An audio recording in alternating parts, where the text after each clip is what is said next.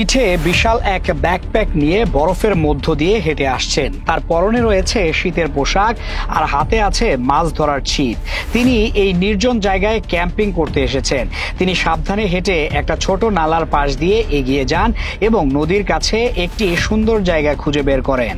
Camp করার জন্য তিনি প্রথমে একটি জায়গা বেছে নেন এবং সেখানকার বরফ পরিষ্কার করতে শুরু করেন। তারপর একটা বড় বরফের গোলা তৈরি করে সেটা দিয়ে বাকি বরফ সরিয়ে জায়গাটা সমান করে নেন।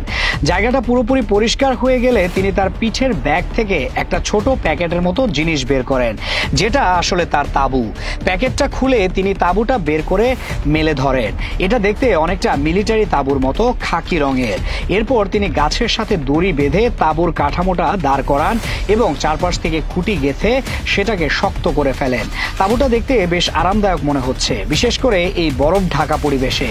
তবু খাটানোর কাজ শেষ হলে তিনি তার ব্যাগ থেকে একটা ছোট বহনযোগ্য কাঠের চুলা বের করেন। চুলাটা দেখতে একদম বক্সের মতো এবং এটার বিভিন্ন অংশ খুলে আবার সুন্দর করে জোড়া লাগানো যায়।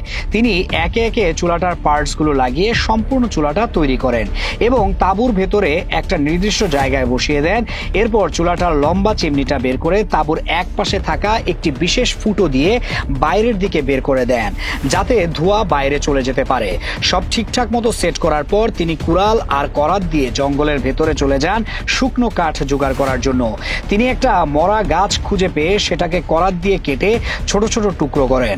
তারপর কুড়াল দিয়ে সেই টুকরোগুলোকে আরো ছোট করে জ্বালানি কাঠ হিসেবে ব্যবহারের জন্য প্রস্তুত করেন।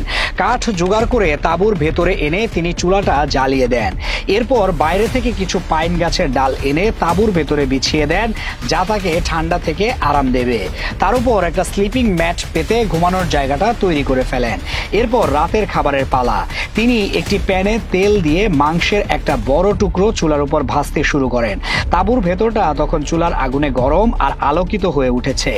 মাংস ভাজা হয়ে গেলে তিনি গরম গরম খাবারটা খেয়ে নেন এবং এরপর কেটলিতে পানি গরম করে 1 কাপ চা বানিয়ে আরাম করে খেতে থাকেন। বাইরে তখন বরফ পড়ছে আর তিনি তাঁবুর ভেতরে গরম চুলার পাশে বসে এই শান্ত পরিবেশটা উপভোগ করছেন। পরদিন সকালে ঘুম থেকে উঠে তিনি বাইরে এসে দেখেন তখনও হালকা বরফ পড়ছে। তিনি তার মাছ ধরার সরঞ্জাম গুছিয়ে নিয়ে নদীর দিকে এগিয়ে যান। বরফ ঢাকা নদীর তীরে দাঁড়িয়ে তিনি ছিপ দিয়ে মাছ ধরা শুরু করেন। নদীর পানি বেশ ঠান্ডা আর স্বচ্ছ, যার মধ্য দিয়ে নিচের পাথরগুলো পরিষ্কার দেখা যাচ্ছে। কিছুক্ষণ চেষ্টার পর তিনি একটা ছোট ট্রাউট মাছ ধরেন, কিন্তু মাছটা ছোট হয় তিনি সেটাকে আবার পানিতে ছেড়ে দেন। এরপর তিনি আবার ছিপ ফেলেন এবং এবার বেশ বড় আকারের একটি ট্রাউট মাছ ধরতে সক্ষম হন। মাছটা ধরার পর তিনি নদীর পানিতে সেটাকে ভালোভাবে পরিষ্কার করে নেন এবং রান্নার জন্য প্রস্তুত করেন। এরপর তিনি তার ক্যাম্পের জায়গায় ফিরে আসেন এবং বাইরে একটা খোলা জায়গা খুঁজে বরফ সরিয়ে পাথরের রিং বানিয়ে ক্যাম্প ফায়ার তৈরি করেন। তিনি গাছের ছাল আর ফায়ার স্টিল দিয়ে আগুন জ্বালান এবং কিছুক্ষণের মধ্যেই আগুনটা ভালোভাবে জ্বলে ওঠে।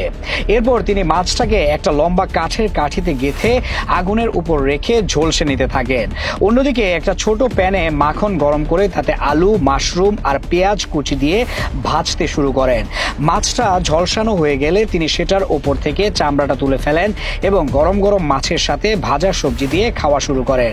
নদীর পাশে পাথরের উপর বসে এই অসাধারণ প্রাকৃতিক পরিবেশে নিজের ধরা মাছ রান্না করে খাওয়ার মুহূর্তটা সত্যিই দারুণ। খাওয়া দাওয়া শেষ করে তিনি তার ক্যাম্প গুছিয়ে ফেলার প্রস্তুতি নেন।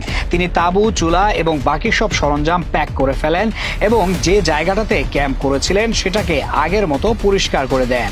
এরপর তিনি তার ব্যাকপ্যাকটা পিছে নিয়ে বরফের মধ্য দিয়ে হেঁটে যে পথে এসেছিলেন সেই পথেই ফিরে যেতে শুরু করেন।